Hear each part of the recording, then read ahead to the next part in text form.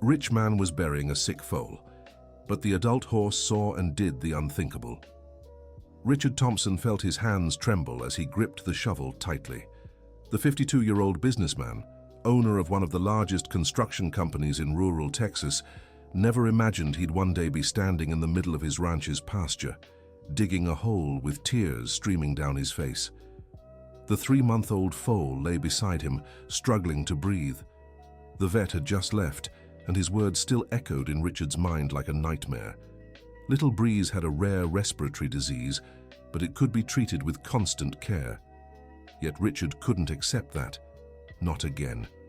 He decided the best course was to isolate the animal in a remote part of the property, far from everyone, where he wouldn't have to witness its daily suffering.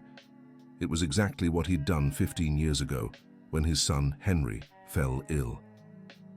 "Mr. Richard, you can't do this," said Margaret, the ranch's longest-serving employee, a 67-year-old woman who'd worked there for over 20 years. "The little one needs care, not to be abandoned far from everyone." "Stay out of what you don't understand, Margaret," Richard replied without stopping his digging. "This is for the best. He won't suffer watching the other horses run while he what, boss? While he tries to recover?" Margaret stepped closer. "You're doing to this foal the same thing you did to your boy." Richard paused, digging for a moment, and glared at her. "You're fired. Get off my property right now." Margaret lowered her head, but whispered before walking away, "You know I'm right. Deep down, you know you're wrong." The other workers nearby watched in silence. No one dared intervene after seeing Margaret dismissed. John, the caretaker, averted his gaze when Richard looked his way. Mary, who tended to the main house, pretended to be busy with the chickens. Everyone knew the boss's temper when it came to sickness or weakness. Richard resumed digging with more force, as if each shovelful could ease the pain in his chest. The hole wasn't deep, just enough to make a small pen where the foal would be isolated. Breeze lifted his head weakly at the sound of a distant whinny. It was Star, his mother, a gleaming bay mare who had been grazing peacefully in the neighboring field. "No use calling for him," Richard muttered to the mare. "Best you forget he exists. It hurts less." But Star didn't seem to understand or accept those words. She began walking toward the fence separating the two fields, whinnying louder and louder. Her hooves struck the ground with growing agitation, as if she knew something was wrong with her foal. Dear listener, if you're enjoying the story, take a moment to like and especially subscribe to the channel. It helps us a lot as we're just starting out. Now back to the story. Richard tried to ignore the mare's cries and kept digging. Every movement of the shovel brought painful memories. He remembered Henry at 8 years old, playing in that same field, chasing butterflies and climbing trees with the agility of a little monkey. The boy had been full of life, always laughing, always asking questions about everything. But when leukemia struck, everything changed. Richard couldn't handle his son's frailty. The hospital visits became torture. Seeing Henry pale, weak, hooked up to machines, it was more than he could bear. So little by little he distanced himself. He left the care to his wife, Karen, and buried himself in work as an escape. "Dad, aren't you coming to visit me at the hospital anymore?" Henry had asked one of the last times they saw each other. "Daddy is very busy with work, son, but Mommy is taking good care of you," was the answer Richard gave, unable to look the boy in the eye. Henry didn't make it. He passed away at 9 years old on a cold July morning, while Richard was in a business meeting that could have been postponed. Karen never forgave him for not being there. The marriage ended a year later, and Richard was left alone with his fortune and his businesses, but empty inside. The puppy let out a weak whimper, bringing Richard back to the present. Breeze was trying to stand up, likely drawn by the increasingly desperate whinnies of his mother. The businessman knelt beside the animal and for the first time really looked at him. The puppy had big, expressive eyes that seemed to search for understanding. Why was he feeling so bad? "Don't try to get up," Richard said, his voice choked. "You'll hurt yourself." But Breeze insisted, struggling to stand on trembling legs. It was a heartbreaking sight. The little animal didn't understand why he couldn't run and play like before. He didn't understand why his mother was so far away. He only knew he wanted to be near her. It was then that Star did something extraordinary. The mare, who had been watching from a distance, began running along the fence, searching for a way to reach her foal.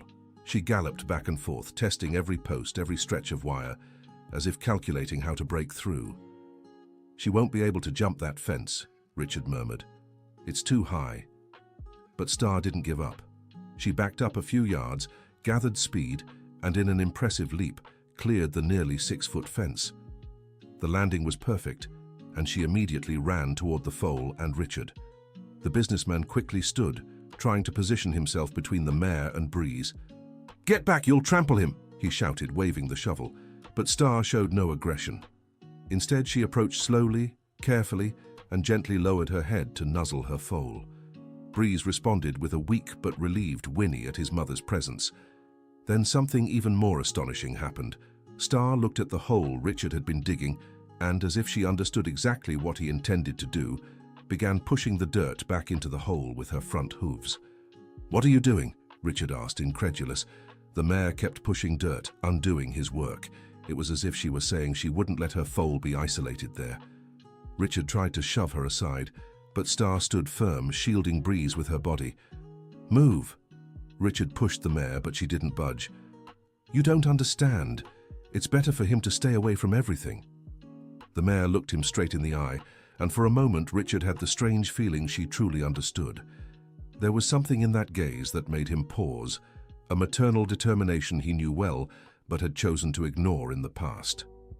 Just then, the sound of an approaching car caught everyone's attention.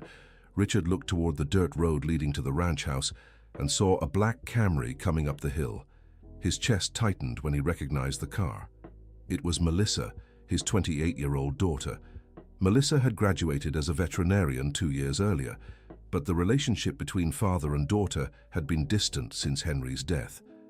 She blamed her father for abandoning her brother in his hardest moments, and Richard knew she was right, which made it all the more painful. The car stopped near the pasture gate, and Melissa quickly stepped out. She wore faded jeans and a simple t-shirt, her brown hair tied back in a ponytail. At 28, she had inherited her father's determination, but channeled it toward very different purposes. "Dad, what's going on here?" asked Melissa, walking toward them. Richard dropped the shovel and tried to compose himself. He hadn't expected his daughter to show up, especially not at that moment. "Melissa, what are you doing here?" "Margaret called me," she replied, taking in the scene before her. Her father, covered in dirt, the sick foal, the mare protecting it, and the half-dug hole. "She told me what you were planning to do." "Margaret doesn't work here anymore," Richard said, trying to sound firm. "Good thing she called me before she left then." Melissa knelt beside Breeze and began examining him. "Dad, this foal needs treatment, not to be hidden in a hole. The vet already came, said it's a rare disease, could be contagious. Dr. Anderson already explained everything to me over the phone."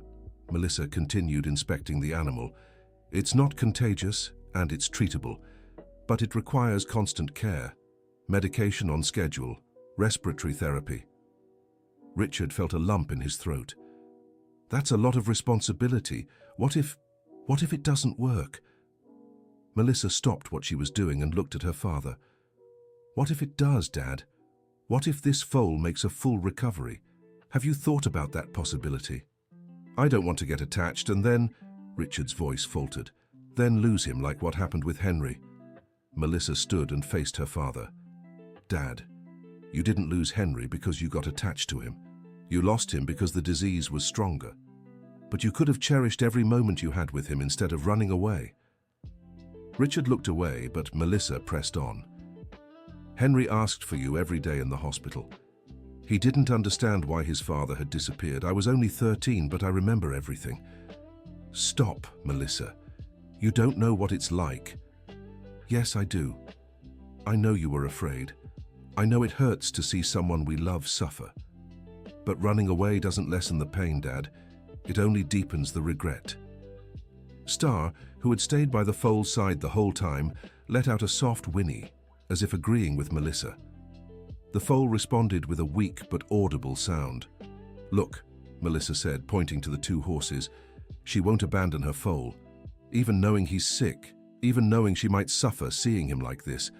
Because love doesn't work that way, Dad. Love isn't about running from pain, it's about facing it together."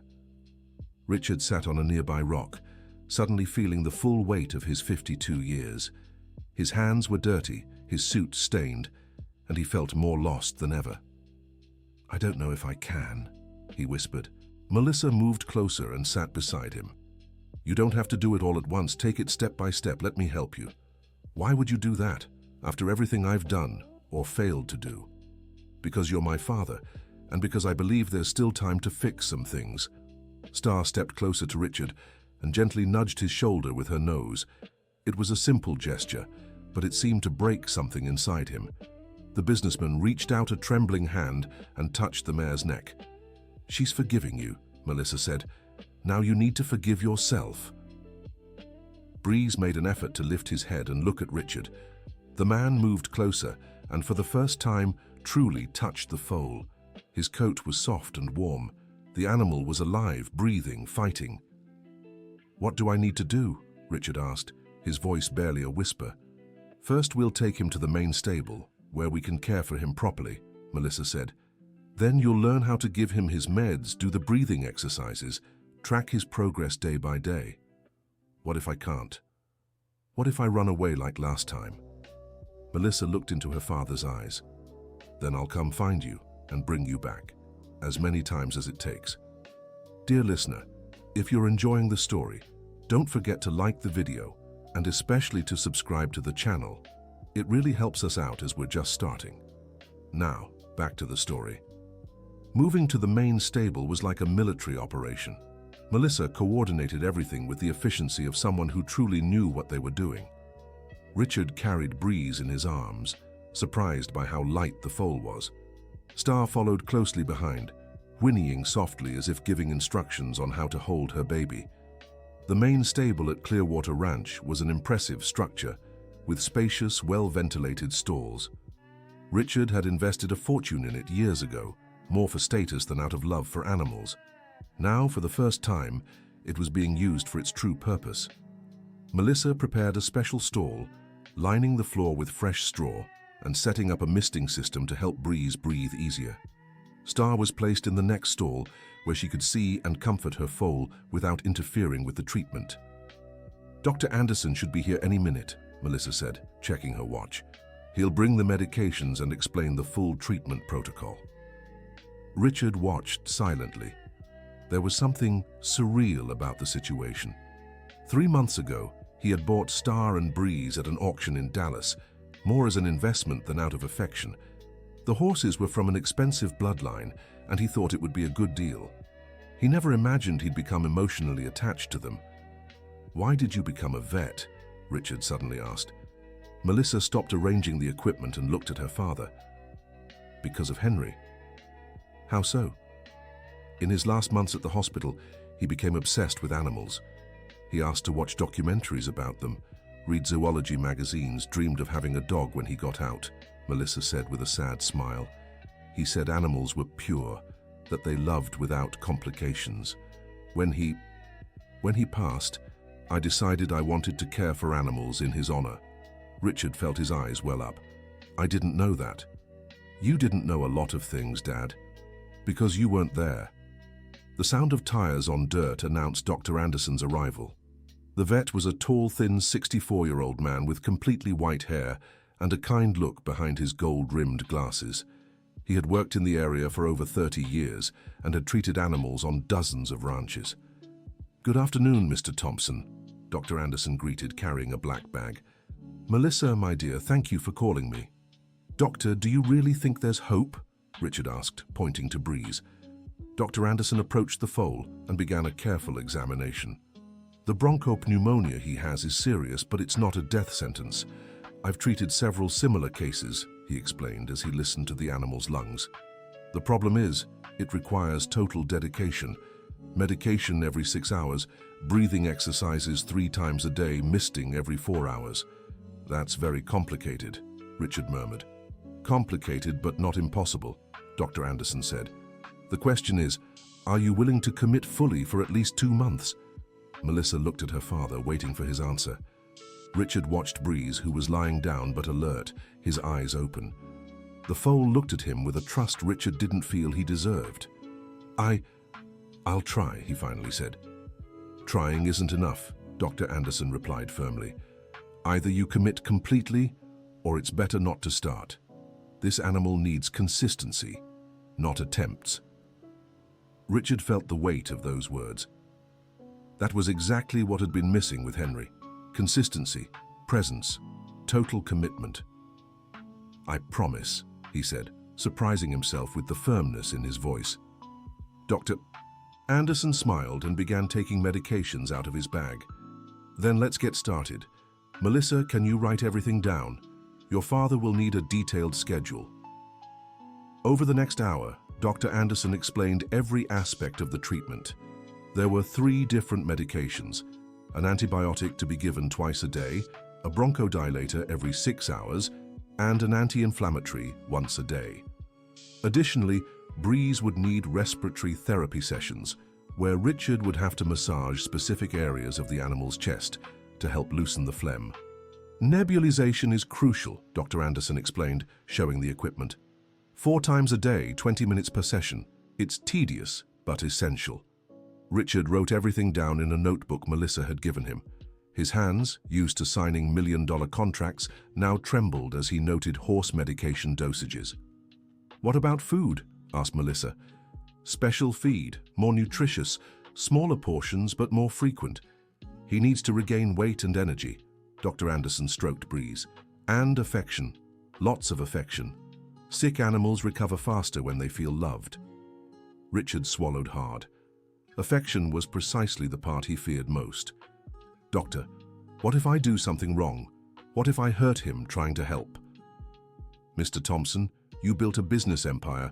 I'm sure you can handle caring for a foal. Dr. Anderson laughed. Besides, Melissa will be here to help, right? Actually, said Melissa, looking at her father, I was thinking of staying at the ranch for a few days. If you'll allow it, of course. Richard looked at his daughter, surprised. You'd do that? I would, to help with Breeze, and to try rebuilding our relationship.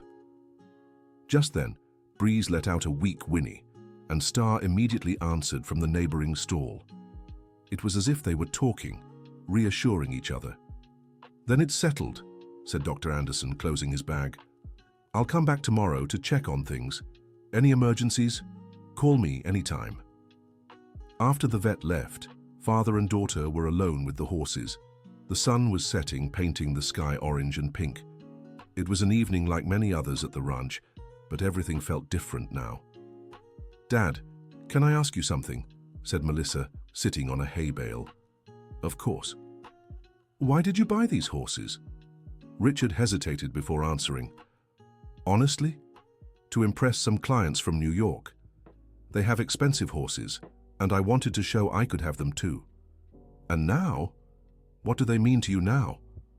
Richard looked at Breeze, who was lying down but alert to everything around him. Now, I think they represent a chance to do things right this time. Melissa smiled, and for the first time in years, Richard saw a glimpse of the cheerful girl she'd been before the family tragedy.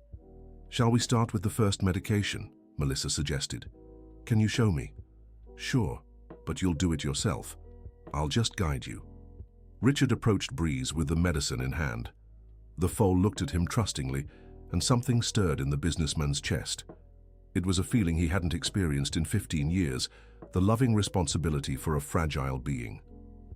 Like this, he asked, administering the medicine as Melissa had shown. Perfect. Now talk to him while you do it. Let him know you're taking care of him. What do I say? Say what comes from your heart. Richard took a deep breath. Hey, Breeze. I know you're not feeling well, but I'm going to take care of you now. I won't leave you alone, I promise. The foal whinnied softly, as if he understood. Star also made an approving sound from the neighboring stall. He liked it, said Melissa, smiling. That night Richard slept in the stable. He had brought a mattress from the house and set up a sort of campsite in the aisle between the stalls. Melissa tried to convince him to sleep in the house, but he insisted on staying close to the horses. "I need to get used to the medication schedule," he explained. "Besides, if there's an emergency during the night, I'll be right here." The truth was, Richard feared that if he left, he might not have the courage to return the next day. It was easier not to give himself the option to run away. During the night, he was awakened by Breeze's soft whinnies. The foal was restless, breathing with more difficulty. Richard got up immediately and turned on the stable lights. "What's wrong, boy? Are you in pain?" Breeze tried to stand, but his legs wouldn't hold him. Richard knelt beside him and instinctively began stroking his neck. "Easy, easy. I'm right here." Star was also agitated in the next stall, pacing back and forth. Richard realized the two were feeding off each other's anxiety. "Melissa!"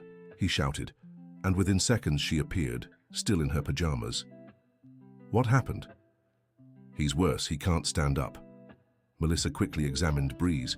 "It's normal. Dr. Anderson said there'd be ups and downs in the first few weeks. Let's do an extra nebulizer treatment and give the bronchodilator early." While Melissa prepared the equipment, Richard kept stroking Breeze. Slowly, the foal began to calm down. His breathing steadied, and he stopped trying to stand. "It's working," Melissa said, watching the scene. "Your touch is soothing him." "How do you know?" "Because it's exactly what happened with Henry when I petted him in the hospital. Remember, you even saw it a few times before you stopped going." Richard remembered. Henry really did calm down when someone stayed close, talking to him, petting him. But those memories had been too painful to bear at the time. "I was a coward," he murmured. "You were scared. That's different." "It's the same thing." "No, Dad. Cowardice is making the wrong choice when you know the right one. You were panicked, lost. That's different." The nebulizer treatment lasted 20 minutes, during which Richard stayed by Breeze's side, speaking softly to him. He talked about the ranch, the other horses, how strong and healthy he'd be soon. They were simple words, but spoken with a tenderness he'd forgotten he possessed. When it was over, Breeze was visibly more relaxed.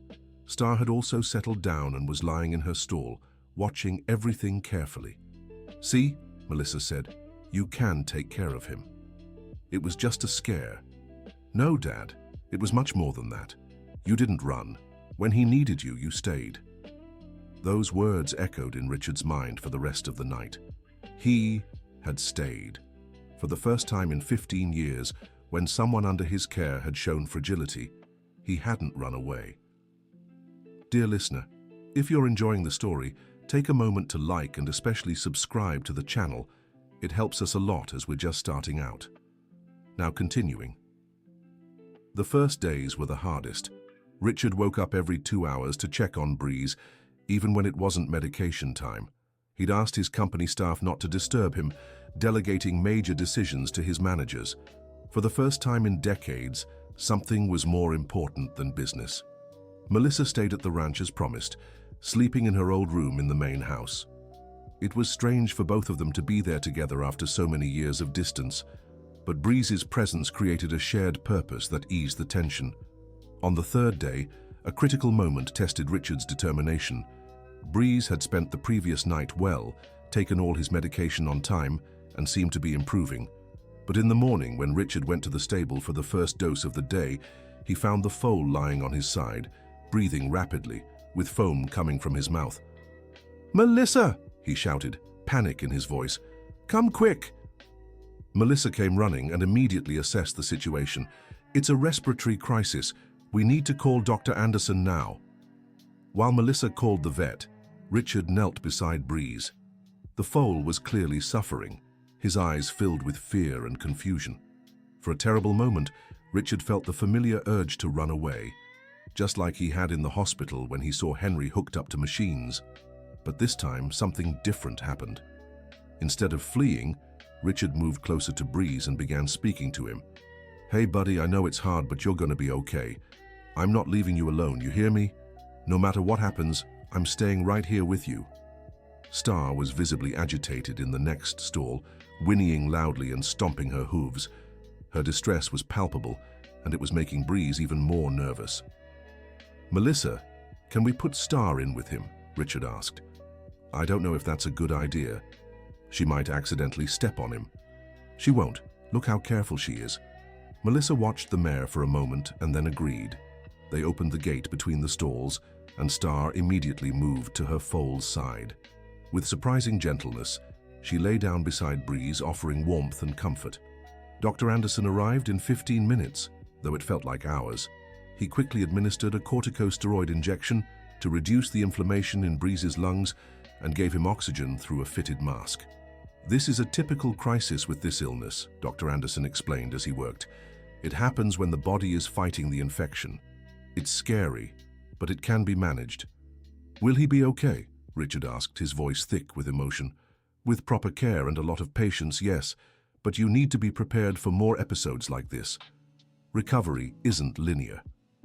Throughout the treatment, Richard stayed by Breeze's side, cradling his head in his lap. Star remained lying on the other side, creating a cocoon of protection and love around the sick foal. After Dr. Anderson left and Breeze stabilized, Melissa approached her father. You were afraid you'd run, weren't you? Richard nodded. For a moment I wanted to bolt. It was just like how I felt in the hospital with Henry. But you didn't run. No. Something held me here. Watching him suffer, I realized running wouldn't lessen my pain. It would only make his worse. That's exactly what Henry needed from you, Melissa said, tears in her eyes. He didn't need you to be strong or pretend everything was fine. He just needed you to stay. That afternoon, as Breeze slept peacefully between his parents, Richard made a decision that would change everything. He called Margaret. Margaret, it's Richard. Mr. Thompson, are you all right? I am. And you were right about everything. About Breeze, about Henry, about me. Do you want to come back to work here? There was silence on the other end of the line. Are you sure? I've never been more sure of anything in my life. I need people around me who'll tell me the truth even when I don't want to hear it. I'll be back tomorrow, boss. Margaret? Yes? Thank you for calling Melissa. If you hadn't, you would have ended up making the same mistake again. But what matters is that you didn't. When Margaret returned the next day, she brought something unexpected with her, a crumpled little notebook she had kept for years. What's this? Asked Richard. These are notes I used to take about young Henry when he would visit the ranch, she explained. Things he said, games he played, dreams he had. I kept them because I thought they might be important someday. Richard took the notebook with trembling hands. On the first page, in Margaret's careful handwriting, it read, Henry, age 7, dreams of having a ranch with lots of horses when he grows up. Said he'll teach his kids to ride better than their daddy. He talked about having children? He did. Said he'd be the best father in the world, that he'd never leave his kids alone when they needed him. Richard sat in a chair, too overwhelmed to stand. He flipped through the pages, reading story after story of conversations he'd missed, because he was always too busy with work. Henry, age 8, asked if he could sleep in the stable to care for the pregnant mare. Said it's important to stay close when someone's expecting a baby. Henry, age 8, wanted 2, brought in an injured bird he found in the yard, made a nest out of cotton, and gave it water with a dropper. The bird got better. Each note felt like a stab to Richard's heart. He'd missed all those moments out of fear of getting too emotionally involved. Why did you keep this? He asked, his voice choked. Because I knew someday you'd need to remember who your son really was, not just the sick boy in the hospital, but the lively kid who grew up on this ranch. Melissa, who had overheard the conversation, came over and sat beside her father. Dad, can I read with you? They spent the whole afternoon going through Margaret's notes about Henry. Every page revealed parts of the boy's personality that Richard had either forgotten or never known. Henry was brave, kind, a dreamer. He cared for injured animals, helped the ranch hands, made plans for the future. He was special, Richard murmured. He was your son, Melissa replied. And you're special too. Henry got that kindness from somewhere. That night, Richard slept in the stable again, but this time with Margaret's notebook beside him. Breeze was stable, breathing calmly next to Star. Every now and then the foal would open his eyes and look at Richard, as if making sure he was still there. "I'm here, boy," Richard whispered whenever it happened. "I'm not going anywhere." By the second week of treatment, Breeze began showing clear signs of improvement. His breathing steadied, he could stand for longer periods, and he even showed interest in playing with some toys Melissa had brought. "Look at that," Melissa said, pointing at Breeze, who was trying to nibble on a rubber ball. "He's playing." Richard smiled, an expression that had become more common on his face these past weeks. "It's the first time I've seen him interested in anything other than staying close to his mother." That's a great sign. It means he's feeling better and more confident. Dr. Anderson, who had started visiting the ranch every other day, confirmed the progress. "You're doing an exceptional job," he told Richard. "I rarely see such steady recovery." "That's Breeze's doing. He's a fighter." "It's both of you. Dedication makes all the difference when treating sick animals." That afternoon, something wonderful happened. Breeze managed to stand on his own and took a few wobbly steps around the stall. It was only 3 or 4 steps, but it was a huge victory. Richard was so moved, he began to cry. They were tears of joy, an emotion he had forgotten how it felt. "He did it!" he shouted to Melissa, who came running. "Dad, this is amazing!" Star was also visibly happy, nickering softly and nuzzling the foal with her muzzle. It was as if the whole family was celebrating that small victory together. But the moment that truly changed everything happened in the 3rd week. Richard was in the stable, giving Breeze his afternoon medication, when his secretary called with a business emergency. "Mr. Thompson, there's a serious problem at the Main Street construction site. The city inspector wants to shut everything down unless you go there to resolve it in person today." "I can't leave now," Richard replied without hesitation. "Sir, but this is the most important project of the year. If it gets shut down, the company will lose millions." "Then handle it another way. Send Julian, Charles, whoever. But I'm not leaving here." "But, sir—" "I said I'm not leaving," Richard repeated, firmer. "If we lose money, so be it. But I won't abandon those who need me again." Melissa, who had overheard the conversation, was moved. "Dad, are you sure? It's a lot of money." "Melissa, I've already lost things far more valuable than money because of my misplaced priorities. I won't make the same mistake again." At that moment, Breeze approached Richard and for the first time willingly rested his head against his chest. It was a small gesture, but full of meaning. The foal was showing trust and affection. Richard hugged the little animal and knew he'd made the right decision. There were things in life more important than money or status. He'd learned that the hard way with Henry, but there was still time to apply that lesson with Breeze. The work stoppage did happen, costing the company a considerable amount, but Richard found he didn't mind as much as he'd expected. For the first time in decades, his mind was focused on something that truly mattered. Margaret, who had witnessed her boss's entire transformation, remarked to Melissa, "Your father is becoming a different person." "He's not becoming. He was always like this deep down. It was just buried under too much fear and guilt." "And you? How do you feel seeing these changes?" Melissa looked at her father, who was teaching Breeze to drink from a new trough. "I feel like I'm meeting my real dad for the first time, and I really like what I see." In the 4th week, Dr. Anderson brought the news everyone had been waiting for. "Breeze is healed," he announced after a full examination. "His lungs are clear, his breathing is normal, and he's regained nearly all the weight he lost." Richard couldn't contain his emotion. "Are you sure, Doctor?" "Absolutely. Of course, he'll still need special care for a few more weeks, but the worst is over. He can run, play, and be a normal foal again." To celebrate, Richard decided to do something special. He opened the stable gate and let Breeze and Star run free in the main pasture for the first time since treatment began. What followed was magical. Breeze trotted out timidly, still not fully trusting his own legs. But little by little, encouraged by his mother, he gained confidence.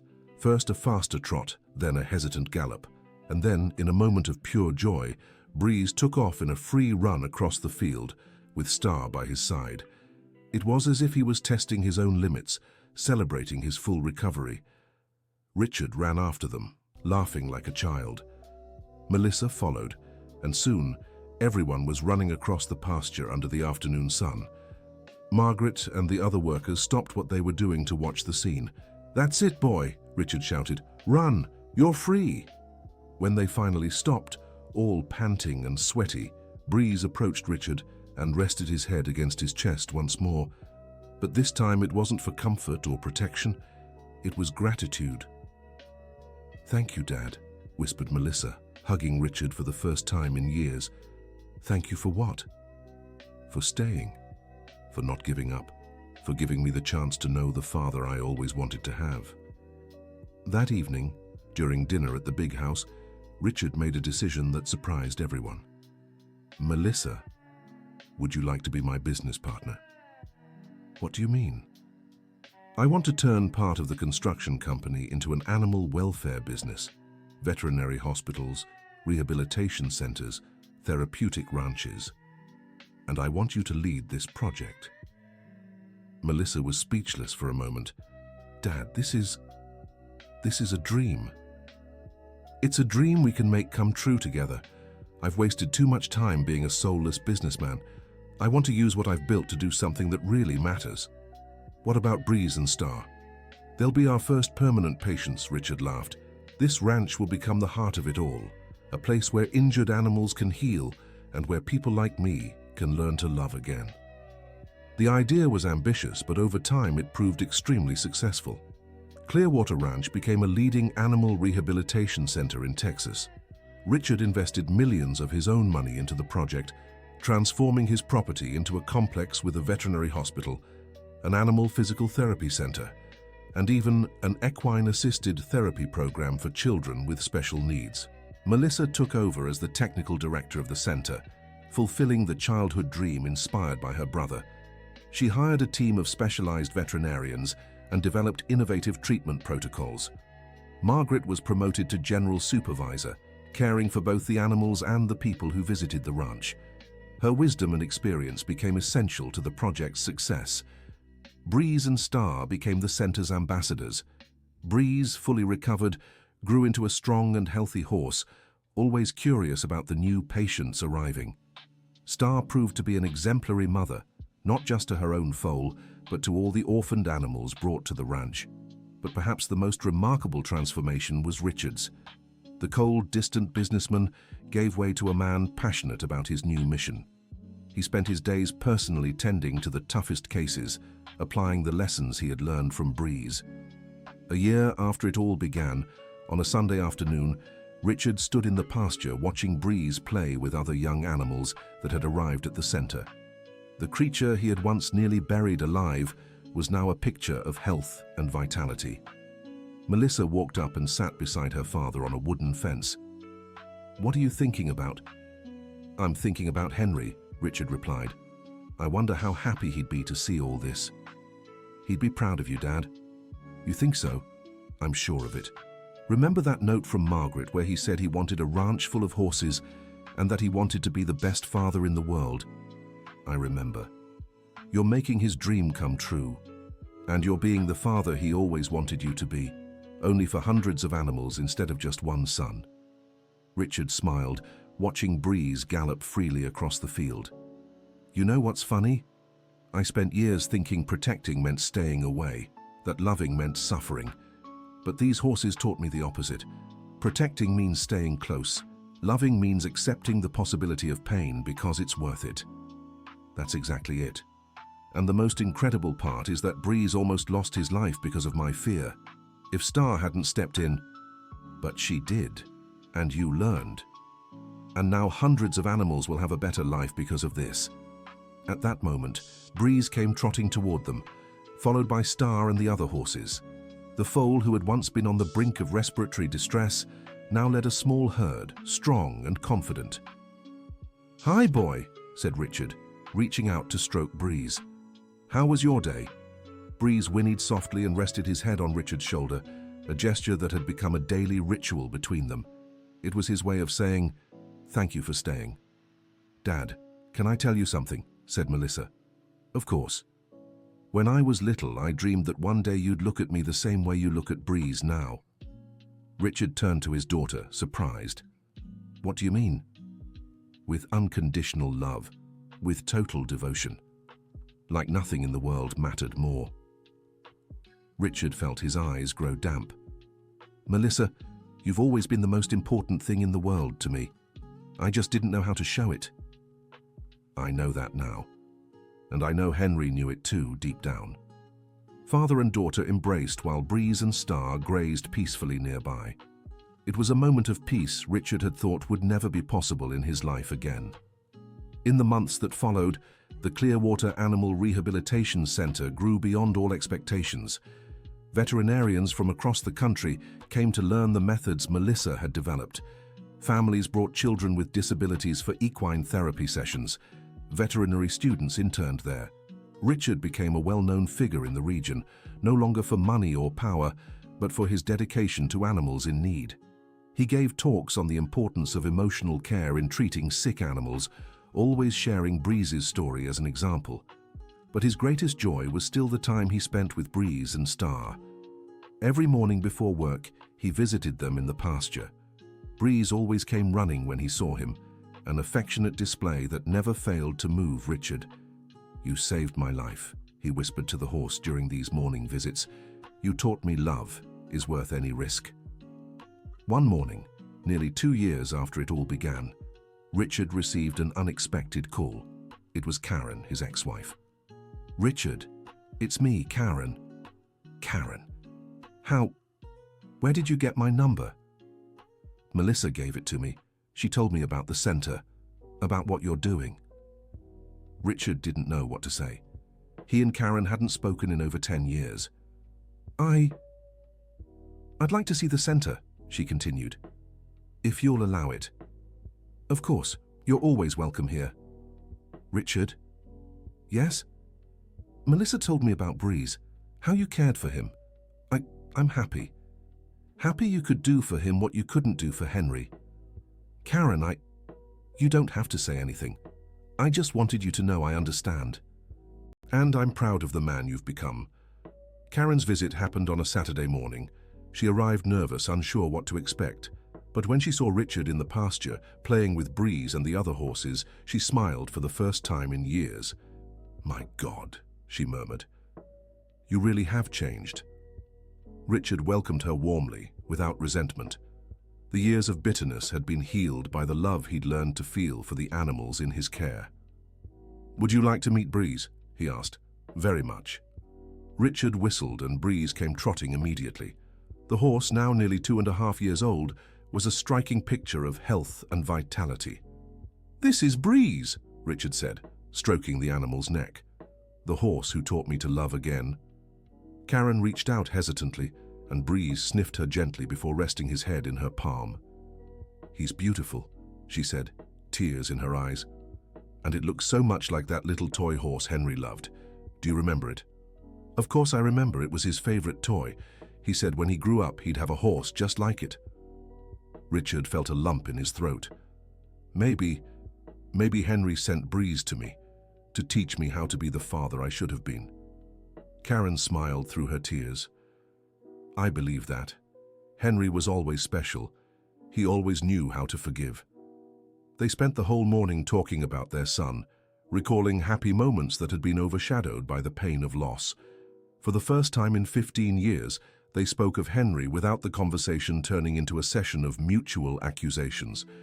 "Richard," Karen said before leaving, "thank you for creating this place. I know Henry would be proud." "Karen?" "Yes. Thank you for being such a wonderful mother to him. I know you did everything I couldn't." They embraced, finally making peace with the past. That evening, Richard dined with Melissa on the porch of the main house, watching Breeze and Star graze in the field under the full moon. "How do you feel?" Melissa asked. "At peace," Richard replied. "For the first time in 15 years, I feel completely at peace." "And Breeze?" "Breeze is happy. Just look at him." In the field, the horse ran freely, playing with the other animals, healthy and full of energy. It was hard to believe he had once been on the brink of respiratory failure. "Dad, can I ask you something personal?" "Of course." "Do you still feel guilty about Henry leaving?" Richard thought for a moment before answering. I do, I always will. But now it's a different kind of guilt. Before it was a guilt that paralyzed me, that kept me from living. Now it's a guilt that motivates me to do better. How so? Every animal we save here, every child who smiles during equine therapy, every person who learns to love animals because of our work, all of it is my way of honoring Henry's memory. It's my way of asking for forgiveness. Do you think he would forgive you? Richard looked at Breeze, who at that moment came trotting toward the porch, as he did every night before settling in. I think he already has. And I think he's the one who sent Breeze to teach me that lesson. Breeze approached the porch and rested his head on Richard's arm, which was leaning on the fence. It was a gesture of affection that had become a ritual, a silent way of saying, "Good night, and thank you for another day of care." "Good night, boy," Richard whispered. "Thank you for saving me." Breeze gave a soft whinny and returned to Star, who was waiting for him in the middle of the field.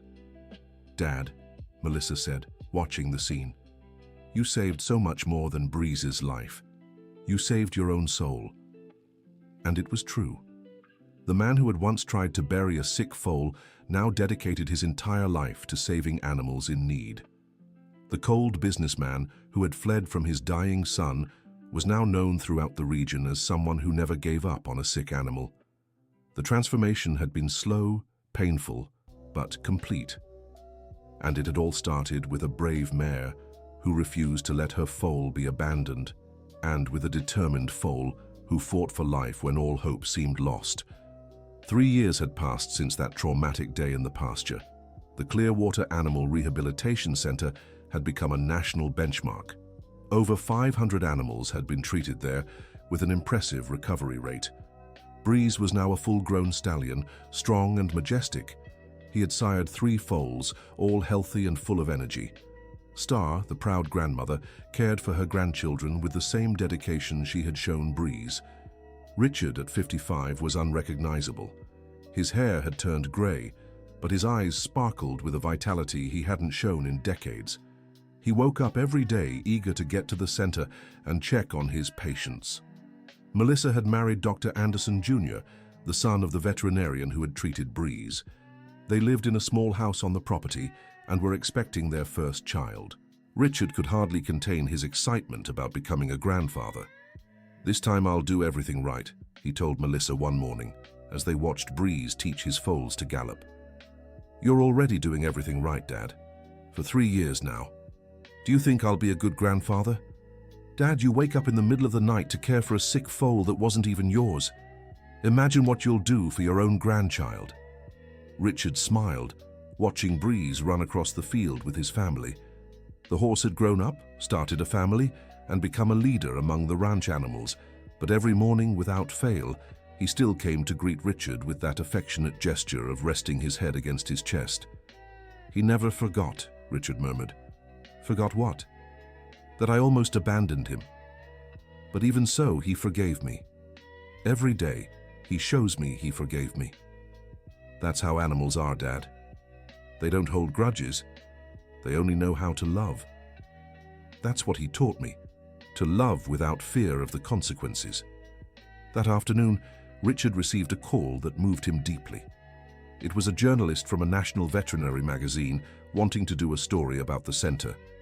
"Mr. Thompson, your story with Breeze has become a legend among veterinarians across the country," the journalist said. "Could you tell us how it all began?" Richard looked out the office window and saw Breeze playing with his foals in the pasture. "It all started with a mistake," he said. "A terrible mistake I almost made. But it ended up becoming the greatest blessing of my life."